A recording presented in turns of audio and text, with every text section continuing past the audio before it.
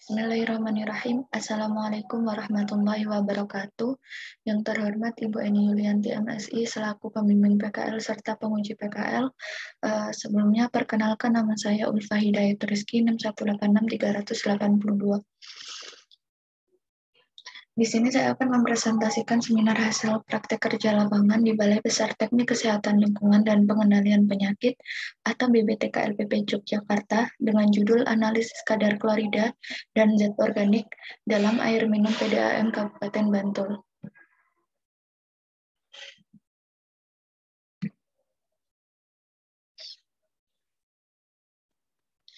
BBTK-LPP Yogyakarta ini merupakan unit pelaksana teknis di lingkungan Kementerian Kesehatan yang berada di bawah dan bertanggung jawab kepada Direktorat Jenderal Pengendalian Penyakit dan Penyihatan Lingkungan, sebagaimana ditetapkan dalam Keputusan Menteri Kesehatan Nomor 2349 Tahun 2011 tentang organisasi dan tata kerja unit pelaksana teknis di bidang teknis kesehatan lingkungan dan pengendalian penyakit. Lokasi BBTK-LPP Yogyakarta sendiri terletak di Jalan Imogiri Timur, Bantul, Yogyakarta. Untuk latar belakang dalam penelitian ini, yaitu air ini termasuk salah satu sumber daya alam yang mempunyai peran penting dalam kehidupan makhluk hidup. Karena bagian tubuh manusia 70%-nya adalah air. Nah, dalam tubuh manusia sendiri, memerlukan senyawa klorida dan juga zat organik, di mana jika dalam tubuh terlalu banyak kloridanya akan menyebabkan suatu penyakit, yaitu penyakit ginjal. Sedangkan jika kekurangan klorida dalam tubuh, maka akan menyebabkan penurunan tekanan osmotik sehingga suhu tubuh akan meningkat. Sedangkan jika kadar zat organik dalam air minum tersebut terlalu tinggi dan dikonsumsi oleh manusia, maka akan menyebabkan penyakit parut dan juga gangguan pencernaan lainnya. Selain itu juga menyebabkan mempengaruhi kualitas air minum seperti kekeruhan, rasa, dan juga bau. Nah, di sini rumusan masalah dalam penelitian ini yaitu berapa kadar klorida dan berapa kadar zat organik dalam air minum PDAM Kabupaten Bantul, apakah memenuhi persyaratan yang telah ditentukan oleh Permenkes atau tidak. Sehingga tujuan penelitian ini yaitu untuk mengetahui kadar klorida dan untuk mengetahui kadar zat organik dalam air minum PDAM Kabupaten Bantul, serta untuk mengetahui apakah air minum tersebut memenuhi persyaratan yang telah ditentukan atau tidak. Nah, di sini dijelaskan bahwa air minum merupakan air yang bisa diminum tanpa dimasak atau dapat diminum langsung. Sedangkan air bersih merupakan air yang digunakan untuk kebutuhan sehari-hari, di mana air bersih ini ketika digunakan untuk minum harus dimasak terlebih dahulu atau harus diolah terlebih dahulu. Nah, contoh air bersih sendiri, air yang berasal dari PDAM. Nah, untuk kualitas air sendiri ditentukan oleh Peraturan Menteri Kesehatan, di mana kadar maksimum klorida untuk air minum sendiri, kadar maksimumnya adalah 250. Bentar.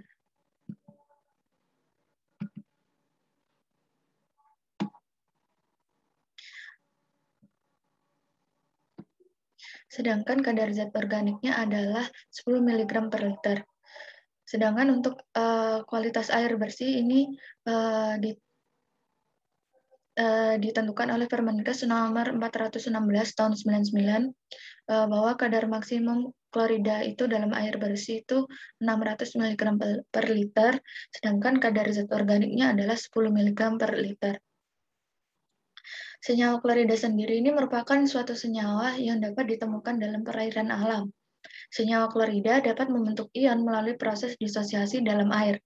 Senyawa klorida dalam air dapat dianalisis menggunakan metode argentometri, di mana metode argentometri ini dibagi menjadi 4, yaitu Mohr, Volhard, Gibbons, and Liebig. Nah, untuk menganalisis kadar klorida dalam penelitian ini menggunakan metode Mohr, di mana dalam metode Mohr ini titrasinya itu menggunakan agen pengendapnya yaitu perak nitrat dan juga indikatornya menggunakan kalium kromat. Untuk zat organik sendiri merupakan suatu zat yang berasal dari hewan atau tumbuhan yang telah mengalami pembusukan yang disebabkan oleh bakteri dengan oksigen terlarut. Nah, untuk menganalisis kadar zat organik sendiri dapat digunakan menggunakan metode permanganometri. Metode permanganometri merupakan metode titrasi reaksi reduksi atau redoks yang didasarkan pada reaksi dari kalium permanganat atau KMN4. Untuk uji kadar klorida dalam air minum sendiri dibagi menjadi 2 tahap, yaitu pertama standarisasi dan juga menguji sampelnya. Yang pertama dilakukan untuk standarisasi larutan AgNO3, yaitu membuat larutan NaCl dan juga membuat larutan blanko. Langkah pertama untuk membuat larutan NaCl yang pertama dilakukan adalah memipet 25 mili larutan NaCl. Nah, larutan NaCl ini berwarna bening atau tidak berwarna. Kemudian dimasukkan ke dalam Erlenmeyer dan ditambahkan 25 mili Aquades. Selanjutnya ditambahkan 0,5 mili kalium kromat 5% sebagai indikatornya. Pada saat penambahan indikator tersebut terjadi perubahan warna, yaitu dari bening menjadi kuning. Kemudian dititrasi menggunakan larutan AgNO3. Pada saat titrasi ini terjadi perubahan warna dari kuning menjadi merah bata yang menandakan bahwa larutan tersebut mencapai titik akhir titrasi.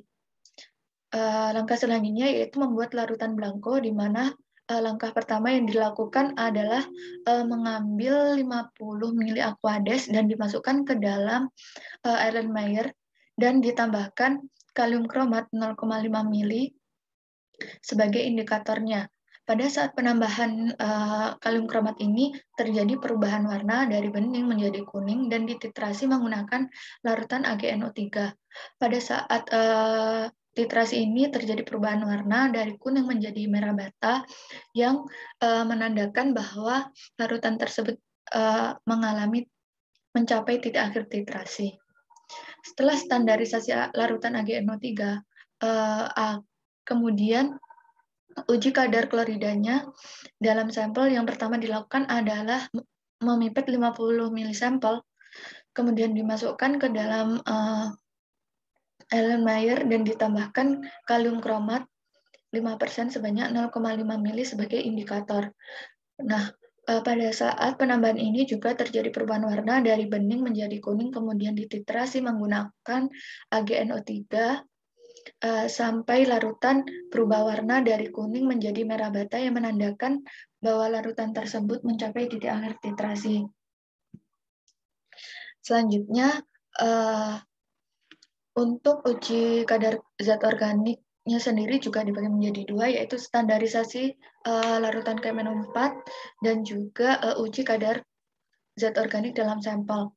Langkah pertama dalam menstandarisasi larutan KMNO4 yaitu diambil 100 mili air bebas CO2, di mana hal ini dilakukan secara duplo, kemudian dipanaskan sampai 70 derajat Celcius untuk mempercepat reaksi.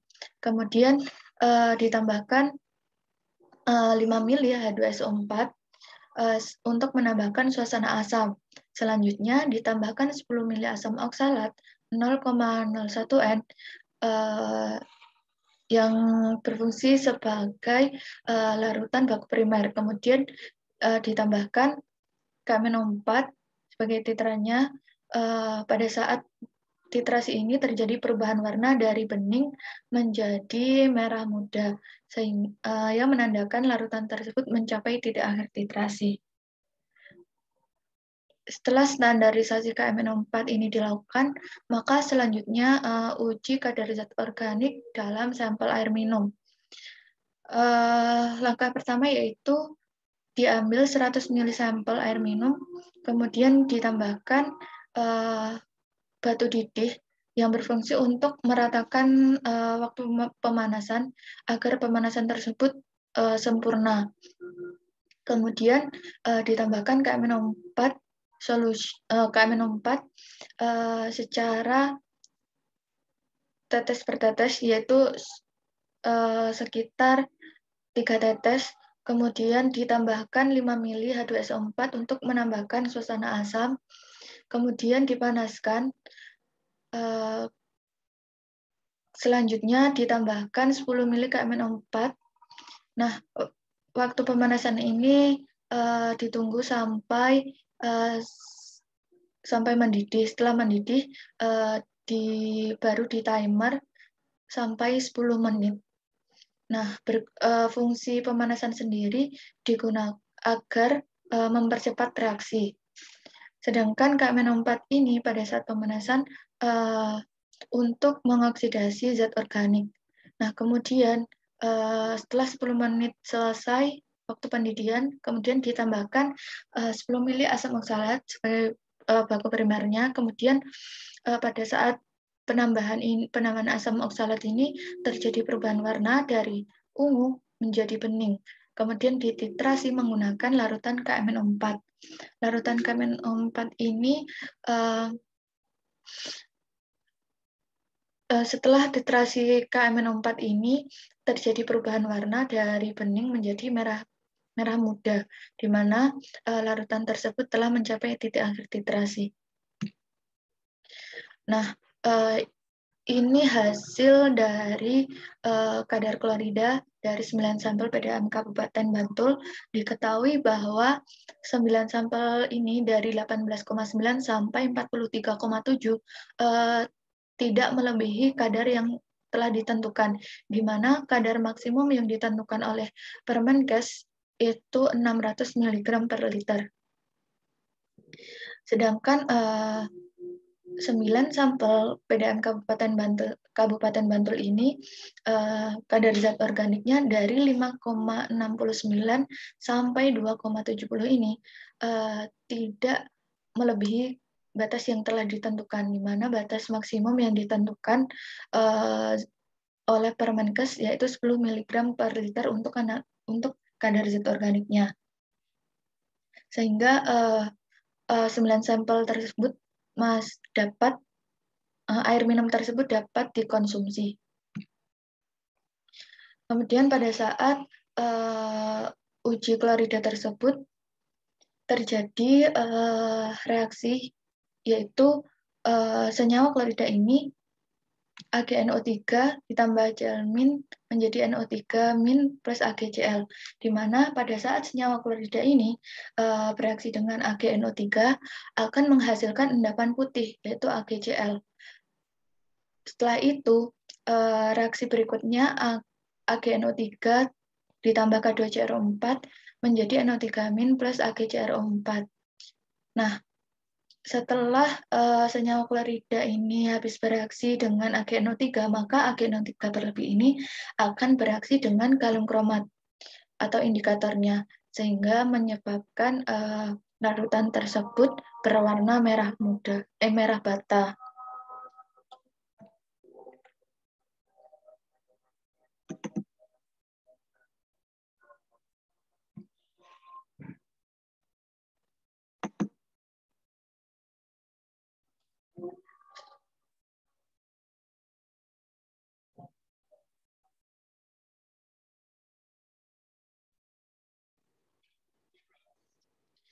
Nah, sedangkan untuk reaksi yang terjadi dalam analisis zat organik, yaitu pada saat zat organik ini dioksidasi oleh KMNO4, selanjutnya setelah zat organik ini dapat dioksidasi dengan menggunakan KMNO4 dalam suasana asam dengan pemanasan, sisa KMNO4 kemudian direduksi dengan asam oksalat berlebih.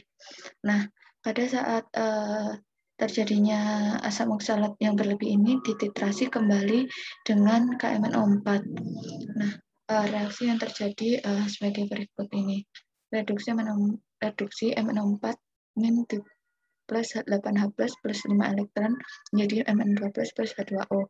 Nah, sedangkan oksidasinya yaitu H2C2O4 menjadi 2H plus 2CO2. Ini terjadi tipe 2-nya itu di bawah, kemudian ditambah 2 elektron, kemudian keseluruhan reaksinya itu 2MnO4 min 6H plus ditambah 5H2C2O4 menjadi 2Mn2 plus 8H2O plus 10CO2. Nah, untuk kesimpulannya sendiri yaitu hasil kadar klorida dalam 9 sampel air minum pada Kabupaten Bantul diperoleh itu 18,9, 30,8, 5,5, 3,5, 23,3, 43,2, 35,7, dan 43,7 mg per liter. Sedangkan kadar zat organiknya yaitu 5,69, 1,26, 3,48, 1,90, 1,58, 1,26, 2,21, 0,79, dan 2,70. Kemudian 9 sampel air minum ini memenuhi Peraturan Menteri Kesehatan Republik Indonesia Nomor 416 tahun 1990, di mana air tersebut layak dikonsumsi. Nah, berikut ini hasil dokumentasi analisis kadar klorida. Ini, sedangkan ini analisis kadar zat organiknya. Baik, terima kasih. Sekian. Assalamualaikum warahmatullahi wabarakatuh.